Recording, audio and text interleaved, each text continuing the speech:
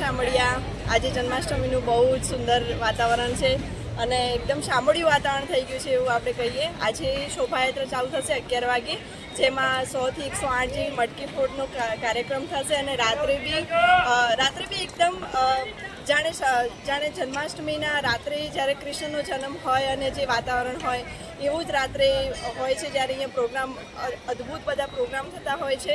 અને આજે શામળિયા બી બહુ જ સુંદર અદ્ભુત એમના વાઘા અને વસ્ત્ર બધા પહેરેલા છે અને યાત્રાળુઓનો આજે બહુ જ એમના આશીર્વાદ અને એમની અનુભૂતિ થાય એવું આજે બહુ સુંદર દિવસ છે। હેપી જન્માષ્ટમી। ભરતભાઈ સદાભાઈ પટેલ, ગામ શામળપુરનો વતની છું, શામળાજીથી 2 કિલોમીટર દૂર। આજે શામળિયા ભગવાનના દર્શનાર્થે લોકો આઠમ નિમિત્તે ઘોડાપુર ઉમટ્યું છે। મંદિરની અંદર આઠમ નિમિત્તે બહુ શણગાર પણ કર્યો છે।